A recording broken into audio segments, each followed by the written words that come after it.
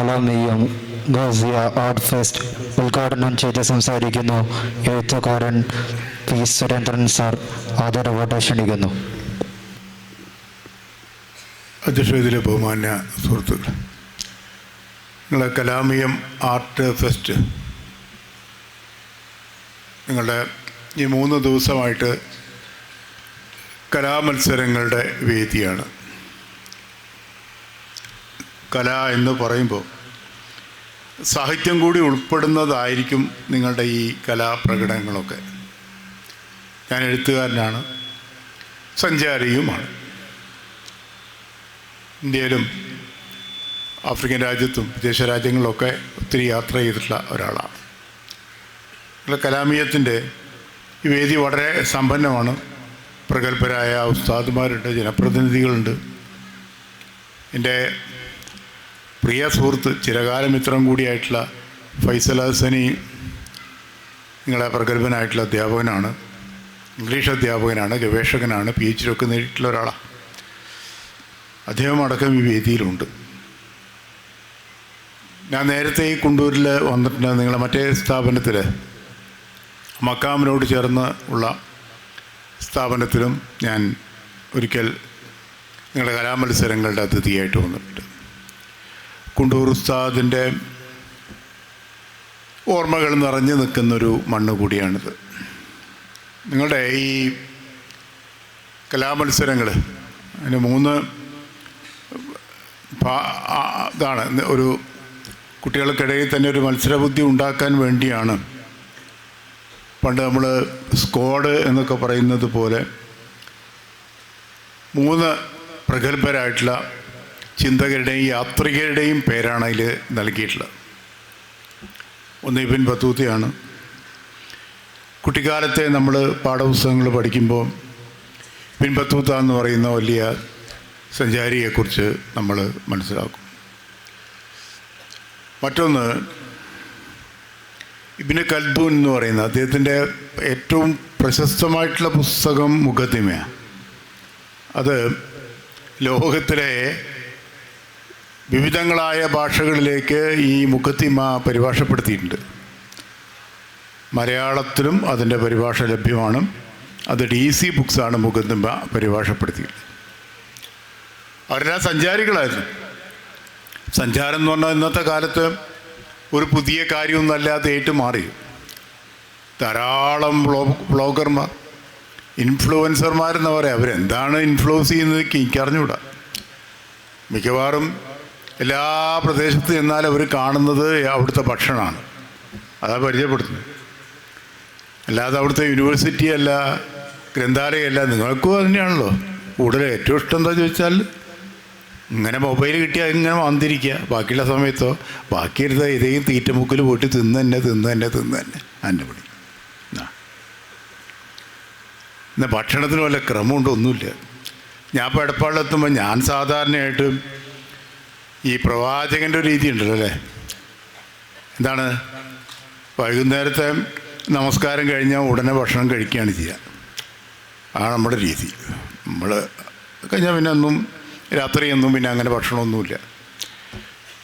ഞാനൊരു സന്ധ്യയോട് കൂടിയൊക്കെ കഴിക്കും. ഉച്ചയ്ക്ക് കഴിയുന്നത് 1 മണിക്കൂർ 1 മണിക്കൊക്കെ കഴിക്കും. ഞാൻ എടപ്പാളെത്തിയപ്പോണ്ട് 3 മണിക്ക് 4 മണിക്കും ബിരിയാണി വീട്ടിൽ തിന്നുക. അത് കഴിഞ്ഞ് 7 മണിക്ക് വീണ്ടും ബിരിയാണി, അത് കഴിഞ്ഞാൽ പിന്നെയും ബിരിയാണി. നോമ്പങ്ങോട്ടായി കഴിഞ്ഞാൽ എന്താ സംഭവം? നോമ്പറന്ന് കഴിഞ്ഞാൽ പിന്നെ പുലർച്ച വരെ തിന്ന് തന്നെ. അങ്ങനത്തെ ഒരു സംസ്കാരമാണ് നമുക്ക്. നിങ്ങൾ മാറ്റിയേ പറ്റൂ മക്കളെ കേട്ടാ. അല്ലാതെ ഇപ്പം നമ്മൾ ആകപ്പാടെ നമ്മളെ നാട്ടിലിപ്പോൾ കേട്ടുള്ളത് മറ്റേക്ക് 2 അവയവമേ ഉള്ളൂ. ഒന്ന് വയറാണ്, മറ്റേത് ജനനേന്ദ്രിയാണ്. വേറെ ഒന്നുമില്ല. ഈ സാധനം ഇല്ല, അത് വേണ്ട. അത് ആർക്കും പ്രയോഗിക്കേണ്ട. ആ പണിയൊക്കെ നമ്മൾ ആരെ ഏൽപ്പിച്ചിട്ടുണ്ട്? AI-നെ ഏൽപ്പിച്ചിട്ടുണ്ടാവും അല്ലേ? അതല്ല, ഞാനിപ്പോഴും വായിക്കുന്ന ആളാണ്, ധാരാളമായിട്ട് വായിക്കുന്ന ആളാണ്, മുഖദ്ദിമ വായിച്ചിട്ടുള്ള ആളാണ്. മനസ്സിലായോ? അതോടെ ഞാനിവിടെ വന്ന് നിൽക്കണം. ലോകത്തിൻ്റെ നാഗരികത എങ്ങനെയാണ് രൂപപ്പെടുന്നത്? സഞ്ചാരം എന്ന് പറഞ്ഞ് നിങ്ങളൊന്ന് ആലോചിച്ച് നോക്കൂ. പ്രവാചകൻ്റെ കാലഘട്ടത്തിൽ തന്നെ കേരളം അറേബ്യയ്ക്ക് സുപരിചിതമായിരുന്നു. എങ്ങനെ സംഭവിച്ചു? ഇസ്ലാമിൻ്റെ ആവിർഭാവത്തിന് മുമ്പ് തന്നെ അറബ് നാട്ടിൽ നിന്നുള്ള കച്ചവടക്കാർ കണ്ടെത്തിയ പ്രദേശമാണ് കേരളം. ഇവിടുന്ന് മാത്രമൊന്നുമല്ല. യമനീ ബന്ധങ്ങളെക്കുറിച്ച് ആലോചിക്കാം. സമർഖണ്ഡ് പോലുള്ള പ്രദേശങ്ങളുമായിട്ടുള്ള ബന്ധങ്ങൾ ആലോചിക്കാം. സൂഫികളൊക്കെ അവിടെ നിന്നല്ലേ ഒന്ന്. ഖ്വാജ മൊയ്നുദ്ദീൻ ചിസ്തിയുടെ ദേശേത ആണല്ലേ. ഗുൽബർഗയിലെ ബന്ദനവാസ് കിസുദിറാസ് എന്ന് പറയുന്ന വലിയ സൂഫിയോരിൻ്റെ ദേശമേത. അവരൊക്കെ വന്നവരല്ലേ. സഞ്ചാരത്തിൻ്റെ വഴി എന്ന് പറഞ്ഞാൽ ആ സഞ്ചാരത്തിൻ്റെ വഴിയും തുറക്കുന്നത് ആരാ ചോദിച്ചാൽ കച്ചവടക്കാരാ. കച്ചവടക്കാർ സഞ്ചാരത്തിൻ്റെ വഴി തുറക്കുന്നതിനാ കച്ചവടത്തിന് വേണ്ടിയിട്ട്. പക്ഷേ ആ വഴിയിലൂടെ പിൽക്കാലം യാത്ര ചെയ്യുന്ന ആരാന്ന് ചോദിച്ചാൽ വലിയ പ്രബോധകരായിട്ടുള്ള ആളുകൾ. അങ്ങനെയാണ് മതങ്ങൾ രാജ്യം വിട്ട് മറ്റൊരു രാജ്യത്തേക്ക് മതങ്ങളുടെ പ്രചാരണം എത്തുന്നതിൻ്റെ കാരണം അതാ. സഞ്ചാരത്തിൻ്റെ ലോകം നിങ്ങളൊക്കെ കുറച്ചുകൂടി വളർന്നു കഴിഞ്ഞാൽ മനസ്സിലാക്കാവുന്നൊരു കാര്യം ഞാൻ പറയും. അത്ഭുതകരമായൊരു കാര്യം. ഈ വടകരയ്ക്കടുത്ത് ഒരു ചെറിയ വിഭാഗം അഫ്ഗാനികളുണ്ട്. അവരെങ്ങനെ വന്നവിടെ? എത്ര ദൂരം യാത്ര ചെയ്തിട്ടാണ് അഫ്ഗാനികൾ അവിടെ എത്തിയിട്ടുണ്ടാവുക? നിങ്ങൾ രവീന്ദ്രനാഥ ടാഗോറിനെ പറ്റി കേട്ടിട്ടില്ലേ? ഇല്ലേ? വിശ്വമഹാകവി രവീന്ദ്രനാഥ ടാഗോർ. ആരാണ് നമ്മുടെ ദേശീയഗാനം രചിച്ചത്? ടാഗോർ അല്ലേ? അദ്ദേഹം ഏത് സംസ്ഥാനക്കാരനായിരുന്നു? ബംഗാൾ. അദ്ദേഹത്തിൻ്റെ പ്രശസ്തമായൊരു കഥയുടെ പേര് കാബൂളിവാല എന്ന്. ഇപ്പോൾ ഇവിടുന്ന് വന്ന ആളാ. ആരെക്കുറിച്ചാണ് കഥ? കാബൂളിൽ നിന്ന് വന്ന ആൾ. അതാണ് കാബൂളിവാല. ആണ് കാബൂളിവാല. കാബൂളിൽ നിന്ന് വന്നു. കാബൂൾ എന്ന് പറഞ്ഞാൽ എവിടെയാണ്? അഫ്ഗാനിസ്ഥാൻ അല്ലേ? ഈ കൊടക് എന്ന് പറഞ്ഞൊരു സ്ഥലമുണ്ട്. കേട്ടിട്ടുണ്ടോ? കൊടക് എന്നുള്ള വിദ്യാർത്ഥികൾ ആരും ഇവിടെ പഠിക്കുന്നുണ്ടോ? ഒന്നുമില്ല. ഞാൻ വിചാരിച്ച പോലെ ഓരോക്കെ ഉണ്ടാവുമെന്ന്. കൊടക് എപ്പോഴെങ്കിലും നിങ്ങൾ പോവുകയാണെങ്കിൽ ഈ കൊടകിൽ അവരുടെ എല്ലാ കാര്യങ്ങൾക്കും ഒരു വ്യത്യസ്തതയുണ്ട്. ഇപ്പോൾ അവർ ഹിന്ദുക്കളായിട്ട് പരിഗണിക്കപ്പെടുന്നുണ്ട്. പിന്നെ അവർ ഇപ്പോൾ ക്ഷേത്രങ്ങളിലൊക്കെ പോകും. സാധാരണ ഹിന്ദുക്കളുടെ പ്രാക്ടീസാണ് അവർ നടത്തുന്നത്. കൊടക് സ്ത്രീകളെ കണ്ടു കഴിഞ്ഞാൽ അവർ സാരി ഉടുക്കുമ്പോൾ ആ സാരിയുടെ സാധാരണ നമ്മൾ മുമ്പോട്ടല്ലേ സാരിയുടെ ഞെറി വരിക, ഇത് പുറകോട്ടാണ് വരിക. നേരെ തിരിച്ചാ, ഉൾട്ടയാണ്. അവരെ കല്യാണ ചടങ്ങിലൊക്കെ പോയി കഴിഞ്ഞാൽ ഒരു പ്രത്യേക തരത്തിലുള്ള ഒരു ഗൗൺ ഇങ്ങനെ ഇട്ടുണ്ടാവും. ഒരു പ്രത്യേക തൊപ്പി വെച്ചിട്ടുണ്ടാവും. ഏറ്റവും പ്രധാനമായ കാര്യം അരയിൽ അവരൊരു പ്രത്യേക തരം കത്തി വെച്ചിട്ടുണ്ടാവും. ഈ ആളുകൾ ഹിന്ദുക്കളായിട്ടാണ് ഇപ്പോൾ ഐഡൻറ്റിഫൈ ചെയ്യപ്പെട്ടിട്ടുള്ളത്. യഥാർത്ഥത്തിൽ അവർ ആരെന്നറിയോ നിങ്ങൾക്ക്? അവർ കുർദുകളാണ്. ആലോചിച്ച് നോക്കും. കൊടകര് യഥാർത്ഥത്തിൽ അവരുടെ പാരമ്പര്യം അനുസരിച്ച്, അവരുടെ ജനിതക ഘടന അനുസരിച്ച് അവർ കുർദുകളാണ്. അപ്പോൾ കുർദിസ്ഥാനിൽ നിന്ന് സഹ്യപർവ്വത മേഖലയിൽ എത്തിയോ? അതെങ്ങനെ എന്നാലോചിക്കേണ്ടത്. എങ്ങനെ എത്തിയെന്ന് ആ വഴി അറിയാം നിങ്ങൾക്ക് എത്താൻ കാരണം? ഇവർ അലക്സാണ്ടറുടെ സൈന്യത്തിൽ ചേർന്നിട്ടുള്ള കുർദുകളായിട്ടുള്ള പോരാളികൾ ഒരു വലിയൊരു സംഘം അലക്സാണ്ടറുടെ സൈന്യത്തിൽ ചേർന്നു. അലക്സാണ്ടർ ഇന്നത്തെ അഫ്ഗാനും പഞ്ചാബും ഒക്കെ അടങ്ങുന്ന പ്രദേശം അദ്ദേഹത്തിൻ്റെ ഗ്രീക്കുകാരനായിട്ടുള്ള യോദ്ധാവ് മാത്രമല്ല സർവ്വസൈന്യാധിപനൊക്കെ ആയിരുന്ന മെനാൻഡറെ ആ പ്രദേശം, അഫ്ഗാനിസ്ഥാൻ അടക്കമുള്ള പ്രദേശം മെനാൻഡറെ ഏൽപ്പിച്ചിട്ട് കക്ഷി മടങ്ങിപ്പോയി.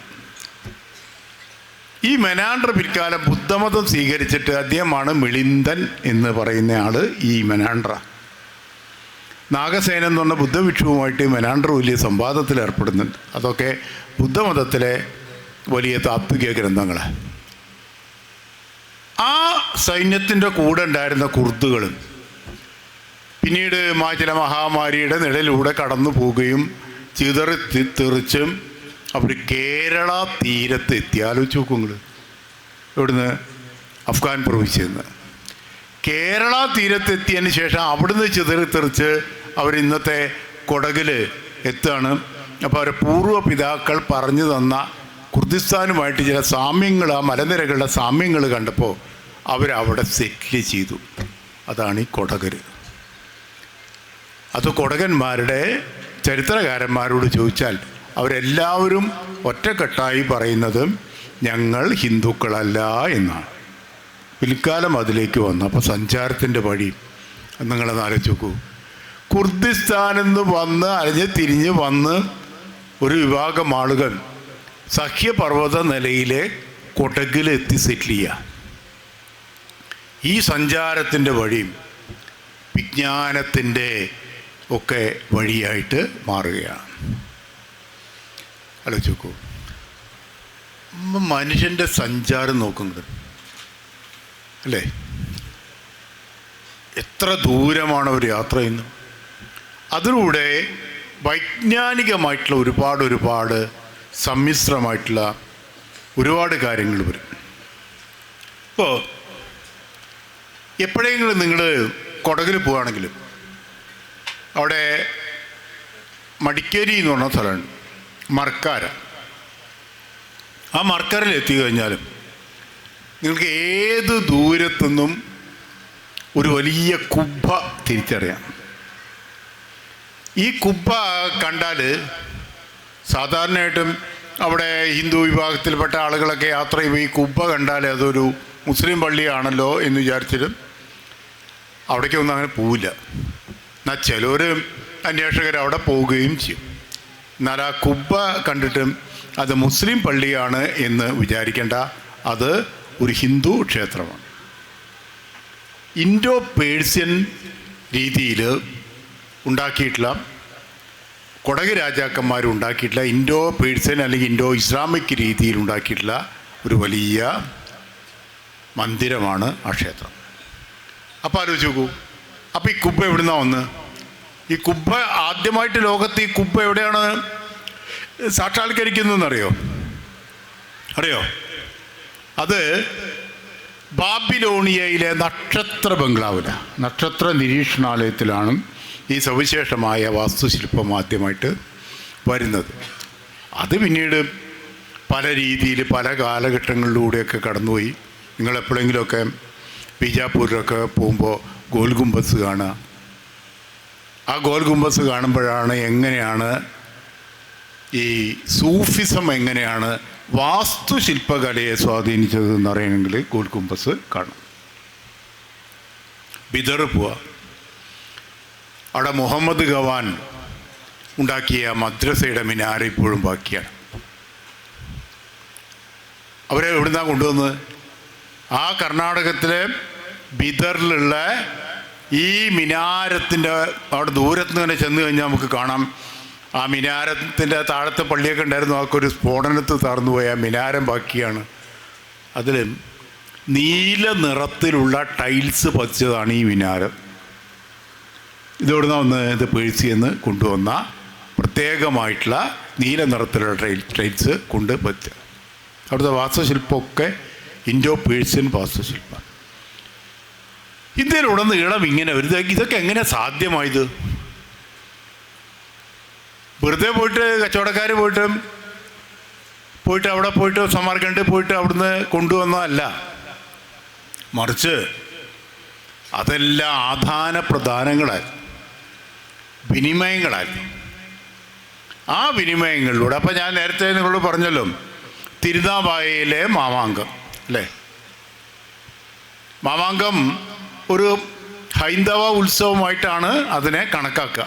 ഇന്നൊക്കെ ആളുകൾ ധരിക്കുക ഹൈന്ദവം, പക്ഷേ അത് അങ്ങനെയല്ല. 12 വർഷം കൂടുമ്പോൾ നടക്കുന്ന ഏറ്റവും വലിയ, ഇന്ത്യയിലെ തന്നെ ഏറ്റവും വലിയ ട്രേഡ് ഫെയർ ആയിരുന്നു തിരുനാവായയിലെ മാമാങ്കം. ഈ ട്രേഡ് ഫെയറിൽ അറേബ്യയിൽ നിന്ന് കൊണ്ടുവരുന്ന വെളുത്ത കുതിരകളെ വിൽക്കാൻ വെച്ചിരുന്നു എന്നാണ് പറയുന്നത്. വേറൊരു പ്രധാനപ്പെട്ട ഒരു കാര്യം, നമ്മുടെ കരുവാരകുണ്ടില്ലേ, കേട്ടില്ലേ? ഇരുമ്പുഴി എന്നുള്ള വാക്ക് കേട്ടിട്ടുണ്ടോ? പാപ്പിനിപ്പാറയിലൊക്കെ ഉള്ള ഉസ്താദുമാർക്കറിയാം, ഇരുമ്പുഴി എന്ന് പറഞ്ഞാൽ മലപ്പുറത്തിനടുത്തുള്ളൊരു സ്ഥലമാണ് ഇരുമ്പുഴി. എന്താ അതിൻ്റെ ആ വാക്കിൻ്റെ നിഷ്പത്തി എന്താണെന്നറിയോ? ഇരുമ്പയിര് ഖനനം ചെയ്തിരുന്ന സ്ഥലമാണ് ഇരുമ്പുഴി. കരുവാരക്കുണ്ടിൽ ധാരാളം ഇരുമ്പയിര് കിട്ടിയിരുന്നു. അവിടുത്തെ കരുവാന്മാരുടെ പ്രദേശമാണ് കരുവാരക്കുണ്ട്. മനസ്സിലായോ? ഊത്താലകളിലൂടെ അവർ ഇരുമ്പ് സംസ്കരിച്ചെടുത്തിട്ട് അത് പലതരത്തിലുള്ള ഉപകരണങ്ങൾ ഉണ്ടാക്കി. ആ ഉപകരണങ്ങൾ റോമിലേക്ക് വരെ എത്തി. എവിടുന്ന്? തിരുനാവായയിൽ നിന്ന്. കിഴക്കൻ ഏറനാട്ടിലെ കരുവാന്മാരുണ്ടാക്കിയിട്ടുള്ള ഉപകരണങ്ങൾ റോമിലേക്ക് എത്തണമെങ്കിൽ റോമുമായിട്ടുള്ള കച്ചവട ബന്ധം അത്ര വലുതായിരിക്കും അല്ലേ? എല്ലാം അവിടേക്ക് എത്തുമോ? ഇല്ല. മാത്രമല്ല 19-ാം നൂറ്റാണ്ടിൽ വെള്ളുവനാട് രാജാവുമായും ഈ ഇരുമ്പിൻ്റെ ഖനനത്തിന് വേണ്ടിയിട്ടുള്ളൊരു കരാർ ഒപ്പിട്ടു ഇറ്റാലിയൻ കമ്പനി. നോക്കൂ യാത്രകൾ. അങ്ങനെയുള്ള ആദാന പ്രദാനങ്ങളിലൂടെ, കൊടുക്കൽ വാങ്ങലുകളിലൂടെ സംസ്കാരങ്ങൾ രൂപപ്പെട്ടു. പലതും നമ്മൾ സ്വീകരിക്കും. ഇപ്പോൾ കുഴിമന്തി നമ്മുടെ പ്രിയപ്പെട്ട ഭക്ഷണമായിട്ട് മാറിയല്ലേ? അതാരുടെയാണ്? ശരിക്കതാരുടെയാണ്? യമനികളുടെ ഭക്ഷണമാണ് ശരിക്കുള്ള ഈ കുഴിമന്തി എന്ന് പറഞ്ഞത്. അതിന് നമ്മുടേതായിട്ട് ഫ്ലേവറൊക്കെ ചേർത്ത് നമ്മളതിനെ വേറെ ഒന്നാക്കി. എല്ലായിടത്തും ചൈനീസ് ഫുഡ് കിട്ടും അല്ലേ? ഇപ്പോൾ കോഴിക്കോട് ഇപ്പോൾ പുതിയൊരു കട തുറന്നിട്ടുണ്ട്. അതിൻ്റെ പേര് മൊമോ മാത്രം വിൽക്കുന്നതാണ്. നമ്മുടെ ടേസ്റ്റിനനുസരിച്ച് അവർ മൊമോ ഉണ്ടാക്കും. മൊമോ എന്ന് പറഞ്ഞാൽ തരാം അട. ഇതാരുടെ ഫുഡ്? ചൈനക്കാരുടെയാണ്, ടിബറ്റുകാരുടെയാണ്. ഇപ്പോൾ ഭക്ഷണത്തിൻ്റെ യാത്ര എന്നാലോചിച്ച് നോക്കും. ഡാരിയസിൻ്റെ പേഴ്സ്യൻ ആക്രമണം എല്ലാം കഴിഞ്ഞപ്പം ബാക്കിയായത് ബിരിയാണിയാണ്. അപ്പം ചില സവിശേഷമായ ഭക്ഷണ രീതികൾ, വസ്ത്ര രീതികൾ എല്ലാം നമ്മൾ ഈ പറയുന്ന ഒരു കാര്യമുണ്ട്. നമ്മൾ കേരളത്തിൻ്റെ തനത് ഭക്ഷണം എന്ന് പറയും പുട്ട് അല്ലേ? അങ്ങനെ തന്നെയാണല്ലോ അല്ലേ? പുട്ട് കേരളത്തിൻ്റെ തനത് ഭക്ഷണമാണല്ലോ അല്ലേ? മലയാളിയുടെ തനത് ഭക്ഷണമാണ് പുട്ട്. എന്നാൽ പുട്ട് മലയാളിയുടെ ഏതല്ല, അത് ആരുടെയെന്നറിയോ നമുക്ക്? അത് പോർച്ചുഗീസുകാരും ഉണ്ടോന്നാ. നിങ്ങൾ ഗോവയിലെത്തിക്കഴിഞ്ഞാൽ അവിടെ റൈസ് കേക്ക് എന്ന് പറയുന്നൊരു സാധനമുണ്ട്. അത് ഈ പുട്ടിൻ്റെ വേറൊരു രൂപ. അപ്പോൾ അവരും കൊണ്ടുവന്നാ. ചേനയും ചേമ്പുമൊക്കെ നമുക്ക് പ്രിയപ്പെട്ടതല്ലേ അല്ലേ? കാച്ചിൽ നമുക്ക് പ്രിയപ്പെട്ടതല്ലേ? എല്ലാം നമുക്ക് പ്രിയപ്പെട്ടതല്ലേ? ഒക്കെ എങ്ങനെ വരുന്നറിയോ? ലോകത്ത് ഭക്ഷ്യയോഗ്യമായ ഏറ്റവും കൂടുതൽ കിഴങ്ങ് വർഗ്ഗങ്ങൾ ഉള്ളത് ലാറ്റിൻ അമേരിക്കൻ രാജ്യങ്ങളിലാണ്. തെക്കേ അമേരിക്കയിൽ നിന്നാണ് ഈ ചേനയും ചേമ്പുമൊക്കെ ഇവിടെ വന്നത്. അതിൻ്റെ കാരണക്കാരും ഈ കച്ചവടക്കാരായിട്ടുള്ള ആളുകളാണ് പോർച്ചുഗീസ് വ്യാപാരം. അപ്പം അധിനിവേശം വേദനാജനകമാണ്. പക്ഷേ അധിനിവേശങ്ങളിലൂടെ സംസ്കാരങ്ങളുടെ ഒരു പുതിയ രൂപം ഉണ്ടാവും അല്ലേ? ഇപ്പം സിറിയയുമായിട്ട് പ്രവാചകൻ്റെ കാലഘട്ടത്തിൽ തന്നെ വലിയ ബന്ധമായിരുന്നല്ലോ അല്ലേ? പ്രവാചകൻ മരിച്ചപ്പോൾ നീ അറേബ്യൻ മണ്ണിൽ നിൽക്കാൻ വയ്യ എന്ന് പറഞ്ഞിട്ട് പ്രവാചകൻ്റെ കബറിടത്തിൽ പോയി പ്രാർത്ഥിച്ച് പ്രവാചകൻ്റെ വീട്ടിൽ ചെന്ന് ഹസനും ഹുസൈനൊക്കെ കണ്ട് വേറെ കുട്ടികളോട് കണ്ട് യാത്ര പറഞ്ഞ് ഗൊലാൻ പ്രവിശ്യയിലേക്ക് പോകുന്ന ഒരു വലിയ മനുഷ്യനുണ്ട്. ആരാത്? അദ്ദേഹത്തിൻ്റെ പേരെന്താ? ബിലാൽ അല്ലേ? ബിലാലിൻ്റെ പ്രത്യേകത എന്താ ഇസ്ലാമിൻ്റെ ചരിത്രത്തിലെ ബിലാലിൻ്റെ പ്രത്യേകത? ആദ്യത്തെ ബാങ്ക് വിളിക്കുന്നത് ബിലാലാണ്. മക്ക വിജയം കഴിഞ്ഞപ്പോൾ ബാങ്ക് വിളിക്കുന്നതും ബിലാലാണ്. ഗൊലാൻ പ്രവിശ്യയിലാണ് അദ്ദേഹം അവിടെ ഉണ്ടായത്. അപ്പോൾ എത്രത്തോളം ബന്ധമായിരുന്നു? സിറിയയുമായിട്ട് ബന്ധമല്ലേ? വലിയ ബന്ധമായിരുന്നല്ലോ അല്ലേ? ഇന്നത്തെ ജെറുസലേമായിട്ടുള്ള ബന്ധമില്ലേ? അലാക്സ അവിടെയുള്ളത്. അപ്പം ഇങ്ങനെയുള്ള വിനിമയങ്ങളിലൂടെയാണ് സംസ്കാരങ്ങൾ രൂപപ്പെട്ടത്. അറിവിൻ്റെ വലിയ ലോകം രൂപപ്പെടും. ഒരിടത്തൊരു അറിവുണ്ടെങ്കിൽ അത് വേറെ സ്ഥലത്തേക്ക് എത്തും അല്ലേ? ഇപ്പം നമ്മൾ എത്രയോ വാക്കുകളുണ്ട്. വക്കീൽ എന്ന് പറഞ്ഞ വാക്ക് ഏതാ ഏത് ഭാഷയല്ല വക്കീൽ? അറബി അല്ല. എന്താ സംശയം? വക്കീൽ എന്നുള്ളത് അറബിയും, അലമാര എന്ന് പറയുന്നതോ പോർച്ചുഗീസ് ഭാഷയിൽ വന്നു, അറബ് ഭാഷയിൽ നിന്ന് വന്നു, ചൈനീസ് ഭാഷ വന്നു, ചീന കളിമണ്ണ് അല്ലേ, ചൈന ക്ലേ അല്ലേ, ചീന ചട്ടി അല്ലേ, ചീന ഭരണി, എങ്ങനെ ഇതൊക്കെ വന്ന്? ഇതെല്ലാം ചൈനയിൽ നിന്ന് വന്നു.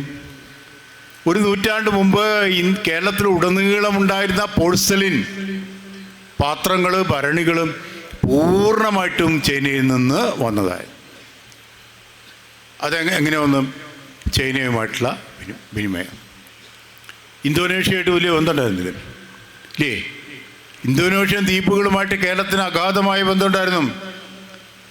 അതുകൊണ്ടല്ലേ മമ്പ്രം മലവി തങ്ങളുടെ അദ്ദേഹം വിവാഹം കഴിച്ച ഒരു മുസ്ലിം സ്ത്രീ ഇന്തോനേഷ്യക്കാരിയായിരുന്നു എന്ന് പറയാം. അപ്പോൾ ഇന്തോനേഷ്യയായിട്ട് ബന്ധമുണ്ടായിരുന്നില്ല.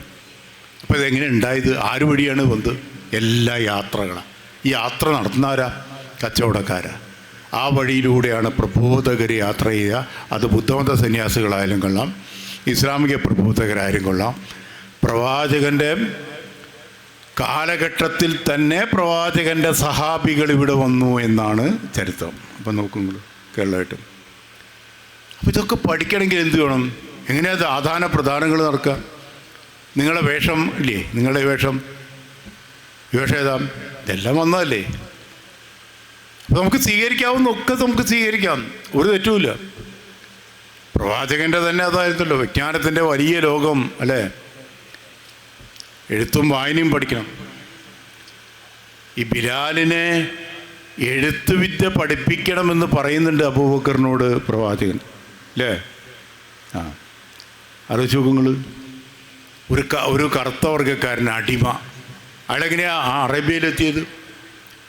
അത് എത്യോപ്യയുമായിട്ടുള്ള പഴയ കാലത്തെ അടിമ വ്യാപാരത്തിൻ്റെ ഭാഗമായി വന്നയാളാണ് എത്യോപ്യൻ അടിമകൾ. ലോകത്തിൻ്റെ സംസ്കാരം അങ്ങനെയാണ്. ഈ വംശീയവാദത്തിന് ഒരു അടിസ്ഥാനമില്ല. ശുദ്ധരക്തം, എന്ത് ശുദ്ധരക്തം? കലർപ്പുകളുടെ കഥ മാത്രമാണ് ലോകത്തിൻ്റെ സംസ്കാരം. കലർപ്പുകളാണ് എല്ലാം അങ്ങനെ ഉണ്ടാവുന്നു. അപ്പോൾ ഇങ്ങനെ ഞാൻ നേരത്തെ പറഞ്ഞ പോലെ കുർദ് പ്രവിശ്യയിൽ നിന്ന് വന്ന ഒരു സംഘം യോദ്ധാക്കൾ സഖ്യപർവ്വത നിരയിൽ കേരളത്തിൻ്റെ അതിർത്തി പങ്കിടുന്ന കൊടകിൽ വന്ന് നിൽക്കുകയാണ്. അപ്പോൾ എത്ര ദൂരം യാത്ര ചെയ്തു? എത്ര കാലഘട്ടത്തിലൂടെ യാത്ര ചെയ്തു? BC നിന്ന് AD മഹായാത്രകൾ. അങ്ങനെയാണ് യാത്ര. അങ്ങനെയാണ് അറിവുണ്ടാവുന്നത്, വിജ്ഞാനങ്ങളുടെ ആദാന പ്രദാനങ്ങൾ ഉണ്ടാവുന്നത്. അറേബ്യയിൽ അങ്ങനെയല്ലേ? അറബ് പല പ്രദേശങ്ങളിലും പോവും വ്യാപാരികൾ. പ്രവാചകൻ തന്നെ എത്ര ദൂരം യാത്ര ചെയ്തു അല്ലേ? കച്ചവടക്കാരനായിട്ട് ഒരുപാട് യാത്ര ചെയ്തിട്ടുള്ള ആളാണ് പ്രവാചകൻ. അപ്പം ഇങ്ങനെ ഈ കൊടുക്കൽ വാങ്ങലുകളിലൂടെ ഇപ്പം നിങ്ങൾ ഗുൽബർഗയിൽ എത്തിക്കഴിഞ്ഞാൽ ബന്ദ നവാസ് ഗിസുദിറാസ് എന്ന് പറയുന്ന ഒരു വലിയ സൂഫി വര്യനെ കുറിച്ച് പഠിക്കും. അദ്ദേഹത്തിൻ്റെ മക്ബറ ഉള്ളത് അവിടെയാണ്, കർണാടകത്തിലെ അവിടെയാണ് ഉള്ളത്. ഗുൽബർഗ അവിടെയാണത്. ഗുൽബർഗയിലെ ഗുരു ചൈതന്യം എന്നുകൊണ്ട് ഞാൻ ലേഖനമൊക്കെ എഴുതിയിട്ടുണ്ട് ആ യാത്ര കഴിഞ്ഞു. അദ്ദേഹം ഈ ചിസ്തിയൻ പാതയിൽ ഇന്ന് രാജസ്ഥാനിൽ അല്ലേ, അവിടെയാണല്ലോ അവിടെ നിദ്ര കൊള്ളുന്ന ഒരു സൂഫി വര്യൻ്റെ പാതയിലൂടെ ഉള്ള മറ്റൊരു വലിയ സൂഫി വര്യനാണ് ബന്ദ നവാസ് ഗിസുദിറാസ്. അതെങ്ങനെ ഗുൽബർഗയിൽ എത്തിയത് പഠിക്കണത്. ഗുൽബർഗയിൽ എത്താൻ കാരണം അദ്ദേഹത്തിൻ്റെ കുട്ടിക്കാലത്ത് ചെറിയ കുഞ്ഞായിരിക്കുമ്പോഴാണ് നമ്മുടെ തുഗ്ലക് ഭരണപരിഷ്കാരം എന്നൊക്കെ പറയും അല്ലേ, ഡൽഹിയിൽ നിന്നും ദേവഗിരിയിലേക്ക് തലസ്ഥാനം മാറ്റി. ഞാൻ എങ്ങനെ പോവാച്ചാൽ മാറ്റി തന്നെ ആവും നന്നാവുക അല്ലേ? മനുഷ്യന്മാർക്ക് പാർക്കാൻ പറ്റാത്ത സ്ഥലമായിട്ട് ഡൽഹി മാറുകയാണ്. എനിക്ക് തോന്നുന്നു സുൽത്താൻ അന്നേ തിരിച്ചറിഞ്ഞിട്ടുണ്ടാവും, അപ്പോൾ വലിയ പൊല്യൂഷൻ ഇവിടെ വരാൻ പോകുന്നുണ്ട് എന്നൊക്കെ അന്നേ തിരിച്ചറിഞ്ഞിട്ടുണ്ടാവും. അന്ന് മൂപ്പരും ഇങ്ങോട്ട് തലസ്ഥാനം മാറ്റി എല്ലാവരോടും ഈ പറയുന്ന ദേവഗിരി ഇന്നത്തെ ഔറംഗാബാദ് പ്രദേശത്തേക്ക് വരാൻ പറഞ്ഞു. അവരെല്ലാവരും യാത്ര ചെയ്തു.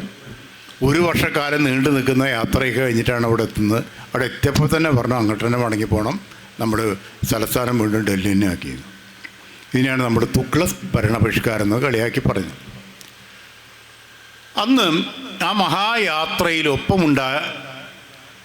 തന്നെ ഒരു മനുഷ്യൻ തൻ്റെ കുട്ടിയെയും കയ്യിൽ പിടിച്ച് യാത്ര ചെയ്യുന്നുണ്ട്. ആ മനുഷ്യൻ പിന്നീട് ഈ പറയുന്ന സ്ഥലത്ത് വെച്ചിട്ട് ഈ പറഞ്ഞ ഔറംഗാബാദിലേക്കുള്ള ആ യാത്ര എവിടെയെന്നറിയാം മരണപ്പെട്ടു, മയ്യത്തായി. എന്നാലോ മകൻ പിന്നീട് ഈ കുടുംബാംഗങ്ങളും ഒക്കെ ഒപ്പം ആ ചെറിയ കുട്ടിയെ തിരിച്ച് ഡൽഹിയിലേക്ക് പോകുകയും ചെയ്തു. അത് കഴിഞ്ഞിട്ട് വലിയ സൂഫി വര്യനായിട്ട് മാറിയപ്പോൾ തൻ്റെ പിതാവിൻ്റെ ഖബറിടം കാണാൻ വേണ്ടിയിട്ട് അദ്ദേഹം ശിഷ്യന്മാരോടൊപ്പം വീണ്ടും യാത്ര ചെയ്യുക. അപ്പോഴേക്കും ഡക്കാനി സുൽത്താൻമാർക്ക് അവരുടെ ഗുരുനാഥനൊക്കെ നഷ്ടപ്പെട്ടു പോയപ്പോൾ, മരിച്ചു പോയപ്പോൾ അവർ പറയുന്നതാണ്, സുൽത്താൻ പറയുന്നതാണ്, അങ്ങ് ഞങ്ങളുടെ ഗുരുനാഥനായിട്ട് ഇവിടെ നിൽക്കാമോ എന്ന് ചോദിച്ചു. അങ്ങനെ അദ്ദേഹത്തിന് ഗുൽബർഗയിലൊരു മദ്രസ ഉണ്ടാക്കി കൊടുത്തു. ആ മദ്രസയിലേക്ക് അദ്ദേഹത്തെ കാണാനായിട്ട് വന്ന പ്രധാനപ്പെട്ട ആളുകൾ ഹിന്ദു സന്യാസിമാരും പണ്ഡിതന്മാരുമായിരുന്നു. അതുകൊണ്ട് ഈ ബന്ദനവാസ് കിസുദുരാസിൻ്റെ മരണശേഷം അദ്ദേഹത്തിൻ്റെ ഖബറിടം എല്ലാ മതക്കാരുടെയും ഒരു സന്ദർശന സ്ഥലമായിട്ട് മാറുന്നത് നമുക്ക് കാണാൻ പറ്റും. അപ്പോൾ ആലോചിച്ച് നോക്കുന്നത് അത് വിജ്ഞാനത്തിൻ്റെ യാത്ര, അറിവിൻ്റെ വഴിയിലൂടെ നടത്തുന്ന മഹായാത്ര. ഇതാണ് യഥാർത്ഥത്തിൽ സംഭവിക്കുന്നത്. അങ്ങനെ ആദാന പ്രദാനങ്ങൾ സംഭവിക്കും. എല്ലാം അങ്ങനെയാണ് ചെയ്യുക. ഗ്രീക്കുകാരനായിട്ടുള്ള മെനാണ്ടർ ബുദ്ധമതം സ്വീകരിക്കുന്നു, അല്ലേ? എന്നിട്ട് നാഗസേന എന്ന് പറഞ്ഞാൽ ഈ ബുദ്ധഭിക്ഷുവായിട്ട് സംസാരിക്കുമ്പോൾ 2 ദർശനങ്ങൾ തമ്മിലുള്ള സംവാദമാണ് നടക്കുന്നത്. ഗ്രീക്ക് ദർശനത്തിൻ്റെയും ബൗദ്ധ ദർശനത്തിൻ്റെയും സംവാദമായിട്ടത് മാറുകയാണ്. അന്നൊരു പുതിയ അറിവുണ്ടാകും. അതാണ് ഒരു പുതിയ അറിവ് അതിനുണ്ടാകും. അത്തരത്തിലുള്ള വലിയ അറിവുകൾ സയൻസിനെ കുറിച്ചുള്ള ആലോചിച്ച് നോക്കും. ഇപ്പം മഹാമാരികളൊക്കെ വരുമ്പോൾ ലോകത്ത് വെള്ളം ചൂടാക്കി കഴിച്ചാൽ കോളറയ്ക്ക് ശമനമുണ്ടാകും എന്നും തിരിച്ചറിയപ്പെട്ടത് എങ്ങനെയാണെന്ന് അറിയുമോ നിങ്ങൾക്ക്? എത്ര ചെറിയൊരു ശാസ്ത്രം ഡെവലപ്പ് ചെയ്തു വരുന്നു. അതിൻ്റെ കാരണം എന്താ? കോളറ എന്ന് പറഞ്ഞ രോഗം വന്നപ്പോഴാണ് വെള്ളം തിളപ്പിച്ചാറ്റി കുടിക്കുക എന്ന് പറയുന്ന ഒരു ആശയത്തിലേക്ക് ലോകം എത്തുന്നത്. ആലോചിച്ച് നോക്കുന്നത്. പ്ലേഗ് എന്ന് പറഞ്ഞ മഹാമാരി. നമ്മുടെ കുരുമുളകിന് വേറൊരു പേരുണ്ട്. എന്താണത്? എന്തായാലും പേര് കുരുമുളകിന്? ആലങ്കാരികമായിട്ട് നമ്മുടെ കുരുമുളകിന് വേറൊരു പേര് പറയുമല്ലോ. പറ, ആരാണെന്ന് പറയാം, എഴുന്നേറ്റെന്ന് പറയാം. കുരുമുളകിന് വേറെ പേര് പറയും നമ്മൾ. എന്താ അത്? അയ്യയ്യേ, കൊണ്ടൂർ പഠിച്ചിട്ട് ഇങ്ങനെയാ. കറുത്ത പൊന്ന്. അതന്നെ. ആ, അതിൻ്റെ പേര് കറുത്ത പൊന്ന് എന്നാ. എന്താ അത്ര വില ഉണ്ടാവാൻ കാരണം? ആ വില ഉണ്ടാവാൻ കാരണം എന്താ പറയുക നിങ്ങൾക്ക്? ആ വില ഉണ്ടാവാൻ കാരണം പ്ലേഗാ. യൂറോപ്പിൽ പ്ലേഗ് ഇങ്ങനെ നൂറ്റാണ്ടുകളിലൂടെയാണത് കയറി ഇറങ്ങിപ്പോയത്. പ്ലേഗ് ഉണ്ടായതാണ്ട് കൊണ്ടാണ് ബൊക്കാച്ചിയോൻ്റെ ഡെക്കാമറൻ കഥകൾ പറഞ്ഞത്. അതാണ് ഡെക്കാമറൻ കഥകൾ. പ്ലേഗ് നൂറ്റാണ്ടുകളിലൂടെ പോയി റോമാ സാമ്രാജ്യത്തെ സമ്പൂർണ്ണമായിട്ട് ഇല്ലാതാക്കി. രോഗങ്ങൾ. പെറുവിലെ പ്രശസ്തമായിട്ടുള്ള ഇങ്ക സംസ്കാരമുണ്ട്. മച്ചു പിച്ചുവിൻ്റെ താടുവെ രൂപപ്പെട്ടു വന്ന മഹാസംസ്കാരം പെറു എങ്ങനെ നശിച്ചു പോയത്? പൂർണ്ണമായിട്ട് നശിച്ചു പോയത് വസൂരി കൊണ്ടാണ്, രോഗം കൊണ്ടാണ്. അങ്ങനെ പ്ലേഗ് ഇങ്ങനെ പടർന്നപ്പോൾ അതിന് മുമ്പ് കുരുമുളക് എത്തിയിരുന്നു അവിടെ യൂറോപ്പിൽ. പക്ഷേ കുരുമുളക് എന്തിനാ ഉപയോഗിച്ചിരുന്നറിയോ? അത് ചതച്ചിട്ട് ഇറച്ചീൻ്റെ മുകളിലിട്ടാൽ ഇറച്ചി കുറച്ച് കാലം കൂടി കേടുവരാതെ ഇരിക്കും. ഇറച്ചി ഉണക്കുമ്പോൾ പ്രിസർവേറ്റീവായിട്ട് ഉപയോഗിച്ചു കുരുമുളക്. ഇവിടുത്തെ കുരുമുളക്, കേരളത്തിലെ കുരുമുളക് എവിടെ ഉപയോഗിച്ചു? യൂറോപ്പിൽ ഉപയോഗിച്ചു.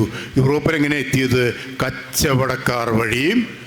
ഇവിടെ നിന്ന് അങ്ങനെ പോയിട്ടുണ്ടെങ്കിൽ ഇവിടുത്തെ ഏതൊക്കെയോ ചില സംസ്കാരവും അവിടെ ചെന്നിട്ടുണ്ടാവും. ഉറപ്പല്ലേ? നല്ല രസകരമായൊരു കാര്യം. ഇവിടെ ഞാൻ യാത്രകളെക്കുറിച്ച് പറഞ്ഞപ്പോഴേ ഈ കരീബിയൻ പേരൊന്നും എനിക്ക് കൃത്യമായിട്ട് അറിയില്ല, ഞാൻ ആ ലേഖനം വായിച്ചിട്ട് പിന്നെ ഞാൻ സൂക്ഷിച്ചു വെച്ചിട്ടുണ്ട്. പക്ഷേ ഒരു കരീബിയൻ രാജ്യത്ത് ഒരു ഗവേഷകൻ പോവുക. ആ ഗവേഷകൻ പോയപ്പോൾ ഒരു വീട്ടിലെ ഭക്ഷണത്തിൽ പൊന്നാനിയുടെ കലർപ്പ. ആ ഭക്ഷണം എപ്പോഴും തന്നെ അവർക്ക് പൊന്നാനിയൊന്നും അറിയില്ല, ആ കുടുംബക്കാർക്ക് പൊന്നാനിയൊന്നും അറിയില്ല. പക്ഷെ പൊന്നാനിയിൽ ഭക്ഷണത്തിൻ്റെ ഒരു കലർപ്പ് അതിലുണ്ട്. ചില ഭക്ഷണ രീതികൾ പൊന്നാനി ഭക്ഷണം.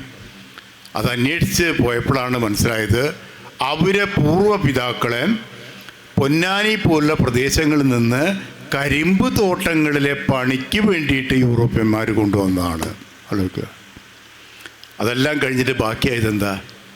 കുറച്ച് ഭക്ഷണ രീതികൾ ബാക്കിയായി.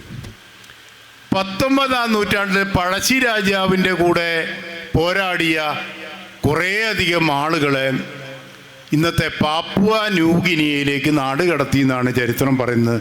ആരെങ്കിലും എനിക്ക് കുറച്ച് പൈസ തന്നിട്ട് അന്വേഷണത്തിന് എന്നെ ഒന്ന് വിടുകയാണെങ്കിൽ എനിക്ക് പാപ്പുവ ന്യൂഗിനിയയിൽ പോയിട്ട് വയനാട്ടിൽ നിന്ന് നാട് കടത്തപ്പെട്ടവരുടെ എന്തെങ്കിലും ബാക്കിയുണ്ടോ എന്ന് അന്വേഷിക്കണം എന്ന് എനിക്ക് വലിയൊരു ആഗ്രഹമുണ്ട്. ആലോചിച്ച് നോക്കുങ്ങൾ. അപ്പോൾ ഞാൻ പറഞ്ഞല്ലോ കുരുമുളക്. അപ്പോൾ കുരുമുളക് എന്ത് പ്രിസർവേറ്റീവായിട്ട് ഉപയോഗിക്കും? പ്രിസർവേറ്റീവായിട്ട് ഉപയോഗിച്ച കുരുമുളകിന് എങ്ങനെയാണ് ഭക്ഷണത്തിൻ്റെ ഭാഗമായത്? യൂറോപ്യൻ രാജ്യങ്ങളിൽ ഉണ്ടാവാത്ത കുരുമുളക് എങ്ങനെ അവരെ ഭക്ഷണത്തിൽ യൂറോപ്യന്മാർക്ക് കുരുമുളകില്ലാത്ത ഒരു ഓംലെറ്റ് ഉണ്ടാക്കാൻ പറ്റില്ല? പറ്റുമോ?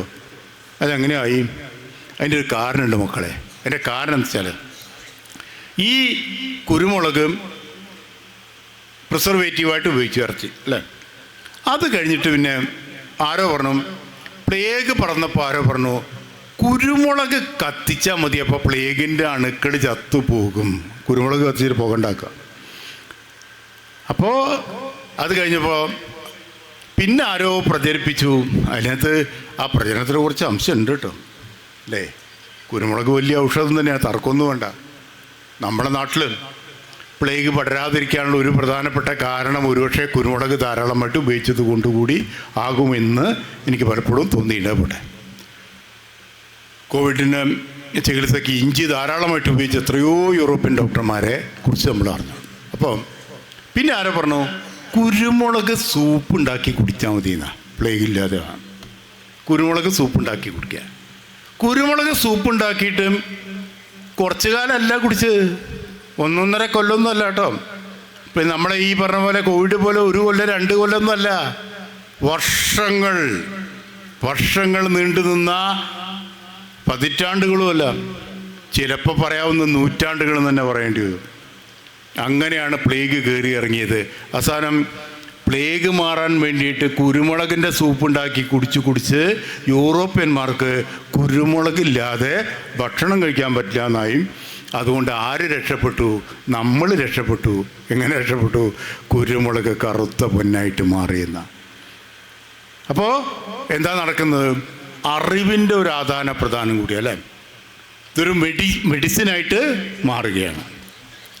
അറിവിൻ്റെ ആദാന പ്രധാനമായിട്ട് അത് മാറുകയാണ്. അപ്പോൾ എല്ലായിടത്തും ഈ തന്നെ വൈജ്ഞാനികമായിട്ടുള്ള കാര്യങ്ങൾ, ആർട്ട്. ഇപ്പോൾ നിങ്ങൾ കുറച്ചുകൂടി വലിയ കുട്ടികളായാൽ ഇസ്ലാമിക് സ്പെയിനിനെ കുറിച്ച് നിങ്ങൾ പഠിക്കും.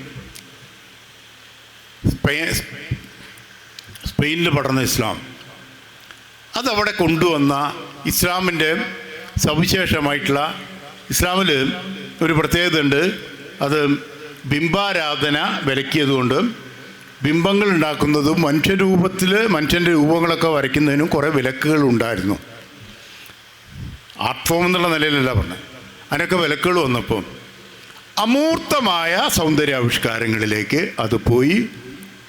അതുകൊണ്ടാണ് ഇസ്ലാമിക് സ്പെയിനാണ് ആധുനിക ചിത്രകലയിലെ അമൂർത്തതയെ സ്വാധീനിച്ചതും ഇസ്ലാമിക് സ്പെയിനാണ് എന്ന് വന്നാൽ അതിൻ്റെ മറ്റൊരർത്ഥം ഇസ്ലാമിൻ്റെ ഒരു മഹാദർശനമാണ് ആധുനിക ചിത്രകലയിലെ അമൂർത്തതയ്ക്ക് കാരണമായിട്ട് മാറുന്നത് എന്ന്. അപ്പം ഇങ്ങനെയൊക്കെയാണ് യാത്ര. ഞാൻ ഞാനങ്ങനെ പറഞ്ഞാലും അന്തം വിട്ട് പറഞ്ഞു. നാളെ പുലർച്ചെ വരെ തിന്നല്ല, നിങ്ങൾ തിന്നാണ്ടിരുന്നാൽ ഞാൻ ഭക്ഷണം കഴിക്കാണ്ട് നിങ്ങളുടെ കൂടെ നിന്നിട്ട് ഈ പ്രഭാഷണം ഇങ്ങനെ നീണ്ടു അത്ര നീണ്ട. അപ്പം ഞാൻ പറയുന്നു, ഇങ്ങനെയുള്ള കൊടുക്കൽ വാങ്ങലുകളിലൂടെ സംസ്കാരങ്ങൾ രൂപപ്പെടുകയാണ്, മതങ്ങൾ രൂപപ്പെടുകയാണ്. പല മതങ്ങളുണ്ട്. എനിക്ക് കുട്ടികളോട് നിങ്ങൾ ഒറ്റ കാര്യമേ പറയുള്ളൂ, നിങ്ങളുടെ മതബോധം മറ്റു മതങ്ങളെ ഇകഴ്ത്തി സംസാരിക്കാനോ മറ്റു മതങ്ങളെ അധിക്ഷേപിക്കാനോ ഉള്ള കാരണമായിട്ട് മാറരുത്. എല്ലാ മതങ്ങളുടെയും ഗ്രന്ഥങ്ങൾ പഠിക്കുക. നാളെ നിങ്ങളുടെ നാട്ടിൽ ഒരു രാമായണ മാസത്തോട് അനുബന്ധിച്ച് ചില ഉദാരമതികളായ ആളുകൾ, നിങ്ങൾ വലിയ ഉസ്താദുമാരാവുന്ന ഘട്ടത്തിൽ ഉസ്താദെ വന്നിട്ട് രാമായണത്തെക്കുറിച്ച് സംസാരിക്കാൻ പറ്റുമെന്ന് ചോദിച്ചാൽ ആത്മവിശ്വാസത്തോടു കൂടി സംസാരിക്കാൻ സാധിക്കണം. എല്ലാ വേദഗ്രന്ഥങ്ങളെക്കുറിച്ച് പഠിക്കണം, എല്ലാ വൈജ്ഞാനിക ധാരകളെക്കുറിച്ച് പഠിക്കണം.